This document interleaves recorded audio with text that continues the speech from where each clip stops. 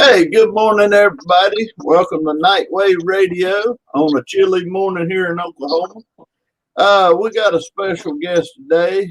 He's a great artist, great songwriter named Eric Tanner. How you doing, Eric? Good. How y'all this morning?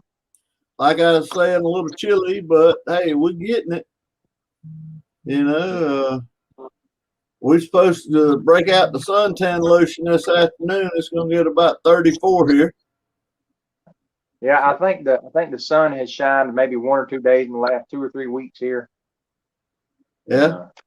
It'll dip down to almost freezing, and then it'll jump back up. It's crazy. That here the other day, I had to get ice off my car that morning, that evening. It was like 70 degrees. Mm. Yeah, That's I'm originally from North Carolina. I was talking to I got an older daughter out there, and I was talking to her, and she said, "Yeah, we got 60 and 70 degrees out here and raining though, so but yeah. that's right." Uh, your music and stuff. I know you been writing a lot of songs and playing a lot of things, but this COVID virus has sort of hurt you out where you could play. I don't know how Georgia is about vineyards and stuff. What's going on?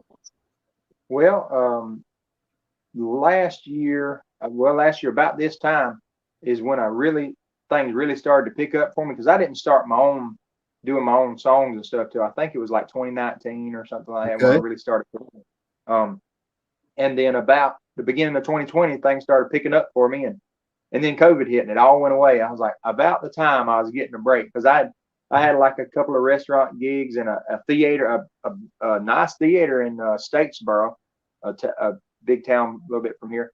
And they said, "Oh, we usually have about 200 or 300 people show up." Well, that was just when everybody started freaking out about COVID, and I think there was Right. 20 or 30 people came. But it just all went downhill, and then now things are opening up, like restaurants and things. But honestly, there's not a very big music scene at all in the area where I live. You have to go about a 45 minutes or an hour one way or the other, and like Statesboro is a college town, Right. so they're more into modern type music, and I really don't think I would fare too well there. And then if you go the other direction, it's Macon, and in Macon, if you ain't playing Allman Brothers every other song, they almost don't care about you. But it's me and my manager were still looking for places, and we've been trying to look into some theaters and things, but right now Georgia's still running at about half capacity on theaters, and you about can't make anything on ticket sales at half half capacity. So we still working on it. We're working on a few shows like some songwriters rounds and things in Nashville coming up in March. That's still in the works, but we're working on it. We're still plugging away. Uh, okay. But it give you time to write some new songs and stuff, uh, hadn't it? Yes, sir. Well, you know, even with or without COVID, I'm always, writing. I guess that I was telling somebody that there for a few years, it was like, I didn't write very much. I'd write maybe a song a year, maybe two, if that. And then here, I guess it was in 2019, I guess. I think that year I wrote over 20 songs. And then last year I wrote several. And then this year I think I've written two or three, maybe four Okay. since the first year. And so they just been, God's been giving them to me. So I've been. There you go. There you go. Amen. Uh, with all the virus and you're sitting down writing songs and doing what you can. Have you been on Facebook doing live shows like a lot of artists is, or have you got a YouTube channel where you can go live on it? And Yeah, go ahead. well, what I was saying, getting at, since you can't do concerts and stuff right now, but you can at least still get your music out there. Is what I'm trying to get at. Yes, sir. Well, I've been doing lives off and on, like on other people's pages, like this and different Right. things. And I don't know why I hadn't been doing it on my own page, going live. I post videos from time to time, like pre-recorded, but I don't know. It just hadn't clicked in my brain, I guess, until the other day. Me and my wife went live on my page for the first time. That may be the second time I've ever went live on my page. And I don't know why. I just hadn't really thought about it. But I do have you asked about a YouTube page. I do have a YouTube page. It's got a few videos. It's got the official music video, The Hallways of My Mind, on there. But Right.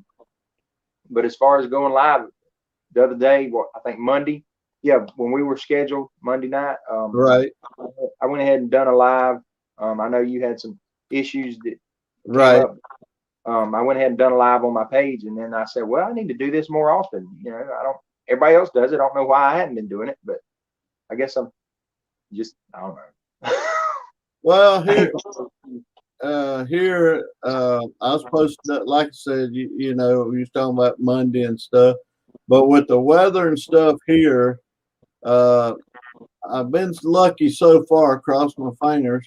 They hadn't cut the power out here to do rolling blackouts, because that's what they was talking about doing off and on this week. And I didn't want to take a chance to be doing a show and, you know, it go boom. Yep. And, you know, and the power goes out, and then the artist wouldn't know what's going on. And, you know, so I didn't want to do that to y'all, you know. So I played it by ear. We've been lucky so far, and we've got power, we got heat, got a fireplace that we've been burning for heat too. But the save down on the gas so the other people could have it. But you know, Texas has been got hit pretty hard with all the artists and stuff down there. Yeah. Looking at some of the pages and stuff, they've got hit pretty hard on music. Talking about you and your music and stuff. Well, how'd you get started in the music? Well, I grew up in music. My parents, both of them, are singers, songwriters, musicians, and grew up in church. Mom always played the piano, and Daddy always played the bass. And Daddy was a pastor and everything, so we was there and doing music, and they sung, and so I guess come by it naturally, I reckon. Oh yeah. And then as I got, I started singing. I think I started singing in church when I was maybe 5 or something like that. And then I started playing the guitar when I was 11 or 12. Started writing songs when I was probably around 14. And then, just played with my family for a while when I was a teenager. Then when I was in my 20s, me and my wife and her siblings and my brother and all their spouses had a Southern gospel / bluegrass band called Catching Fire. And we done pretty good locally for 3 or 4 years. And then we all started having so many youngins we couldn't find babysitters. Each one of, like I said, there was 4 couples, and each one of us, I think, had 1 or 2 youngins. Right. So we finally, I think in 2018, I think we finally said, we just kind of called it quits or whatever. And then I tried to get my wife plays guitar and the mandolin and all. And I tried to get her to do like a duo thing with me for the longest time, and she wouldn't do it, partially because, it's with both of us doing it, it's hard to find a babysitter, but she'd hem haul around, and I said, fine, I'll just do it myself. And then in about 2019, I started pushing my music and just kind of doing the singer-songwriter thing. And then here we are now, I guess. We got a gentleman, Terry Richards, says, welcome everyone. Great show, guys. And then we got one more here, so, from Georgia. Hope all are staying warm and doing good. We are. I appreciate all the comments, everybody. If you got any questions for Aaron, you can post them, and we'll try to get, I'll show them, and we'll read them.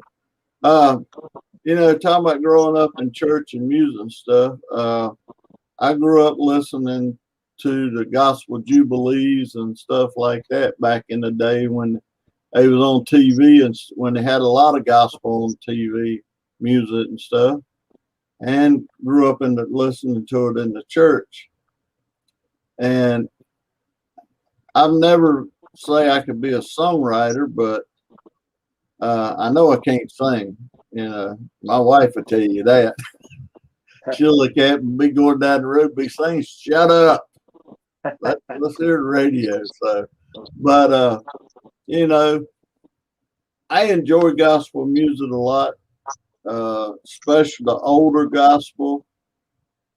Some of this newer gospel they got today, it's all right, but it more fills the soul, I think, listen to the old gospel. So when y'all was playing, you know, bluegrass is another love of music I love too, outside of country. I mean, if you think about it, it all involves together.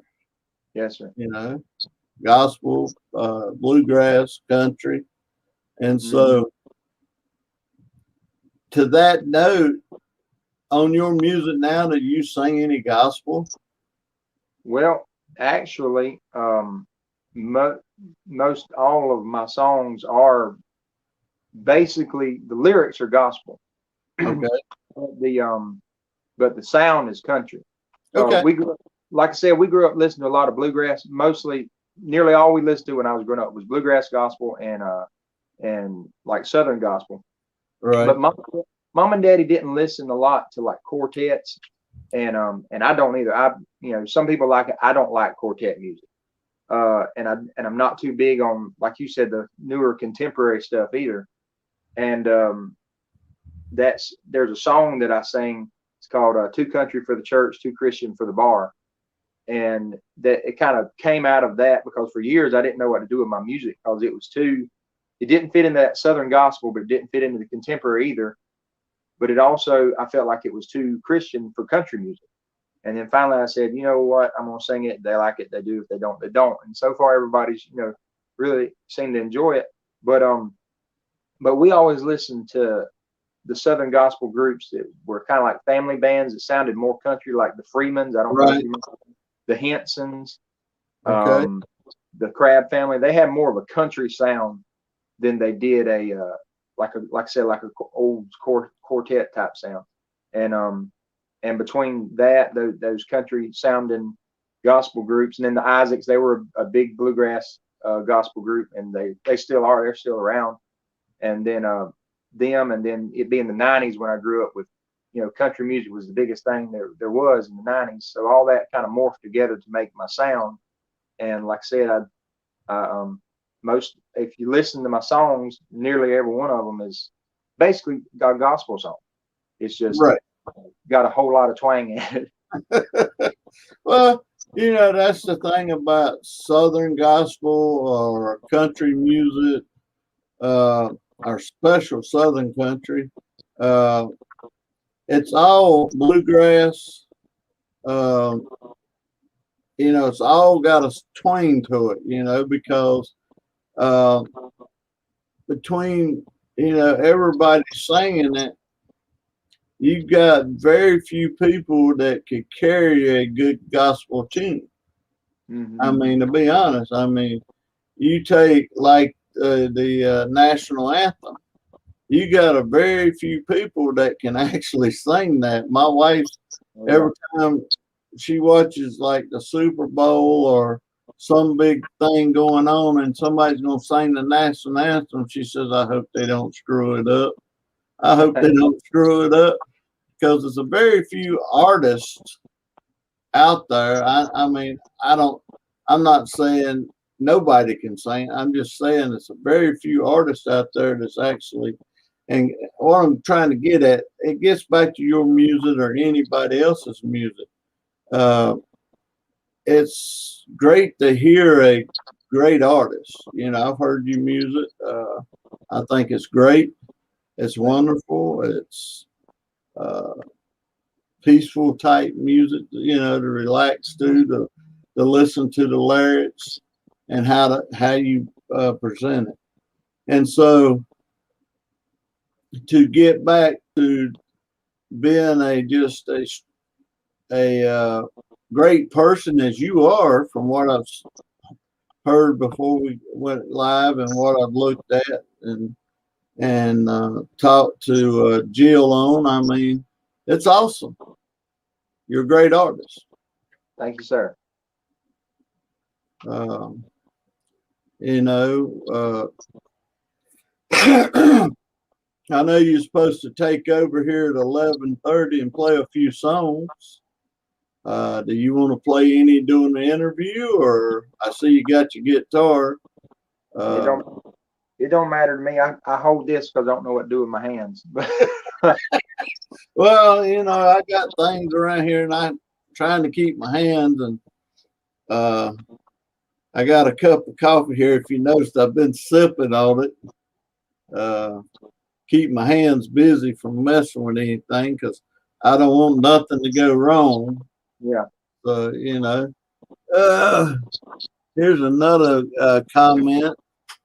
That a gentleman silly said, I don't know if that's the name of the band or what.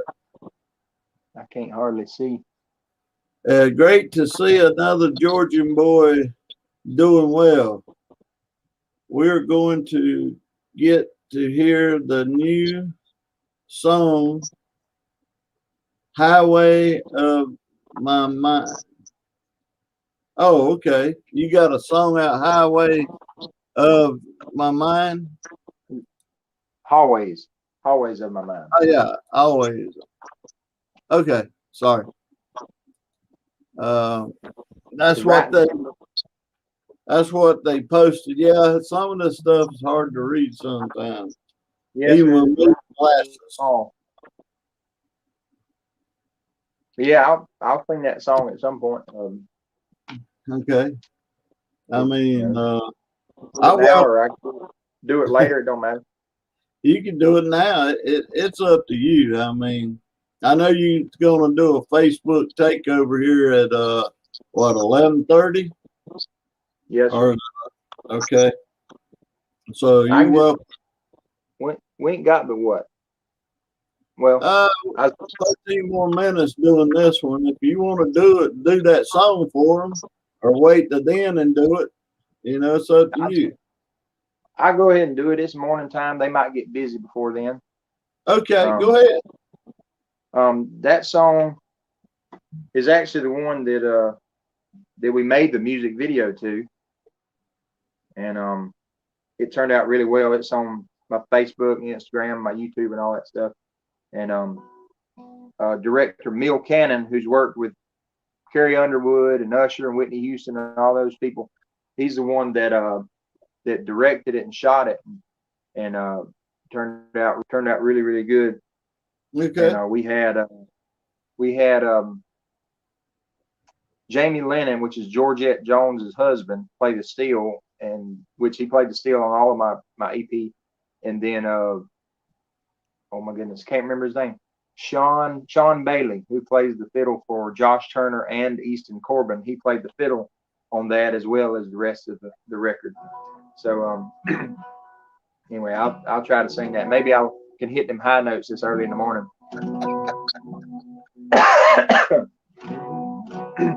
Tonight I took a walk down the hallways of my mind, and I saw a lot of places I ain't seen in some time.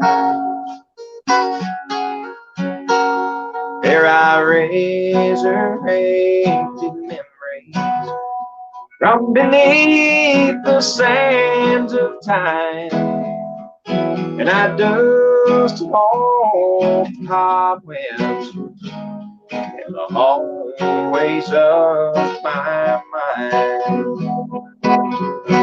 In the hallways of my mind, I get lost from time to time. I just go from room to room just to see what I can find. They say time waits for no man, and some things get left behind. So tonight I took a walk down the hallways of my mind. There are places in these hallways that you will never see, places that are only for my God and me. Just believe me when I tell you that I've cried a sea of tears. I've been young and now old. God's hand has brought me here. In the hallways of my mind, I get lost from time to time. I just go from room to room just to see what I can find. They say time waits for no man, and some things get left behind. So tonight I took a walk down the hallways of my mind. So tonight I took a walk down the hallways of my mind. All right, that sounds wonderful. Thank you, sir. Awesome song. Thank you. That song, little fun fact, I think I've told it before in other interviews, but that song was originally about 6 minutes long. It's got a lot more verses to it. Right. But for for radio play purposes, generally about 3 to 4 minutes is all they'll play. If the song goes much longer than that, they really won't play it. So I had to cut it. I was like, no, that ain't right. And I finally found all the pieces that I felt like I had to keep, and so that's what we wound up with. A lot of people here, Aaron, is loving your music. I'm sure what they saying on while we talking. I think your wife's on here too. I see. I can't read the words, but I can see the pictures. I see her pictures. Yeah, great job. Thanks, man. Oh, Lordy, Lordy. Awesome job, though, Eric. Awesome job. That's from, they said I need some bigger phonics a few minutes ago. I don't know how big I can make it, actually. I have to do what the software lets me do. Yeah. Oh, I meant to mention a while ago that Terry Richardson, that's my manager. So, hey, Okay. Terry. Okay. He's been helping me out a lot. And he's been, I'm not a real good at talking to folks sometimes, but he talks, he can talk. He don't meet a stranger. So Well, that's crazy. I've never met a stranger. If you talk to my wife, she used to be a police officer. She's retired now too, but when she got home, she's done talking to people. She didn't, but she'd tell people, I could never meet a stranger because I could go in 50,000 people at the NASCAR race or something, or stand in Walmart and be walking around and somebody come up, hey, how you doing? I've never met a stranger. Yeah, that's how Terry, my father-in-law, was like that. But me, if you talk to me first, I'll talk to you. But I don't like starting conversations. I know maybe it's bad or something. I have to psych myself up to make a phone call sometimes. Right. If it's a stranger, But thank God he sent me Terry, and Terry gets to do most all that now. And right. he's been in the music business for, I don't know, 30 or 40 years. He used to he was in radio, and he could go back, he had a pass to go backstage at Opry, do interviews and things, and he was an artist for a little while, but but he's met, all the old greats, Roy Acuff, and I asked one day I think we were on the way to Nashville or on the way back one or something, and I asked him, well, have you met so and so? Have you met so and so? And he's like, yeah. And I think he said the only people he could think of that he hadn't met aside from the newer guys, because he said was the ones from California, like Buck Owens and right, and those guys.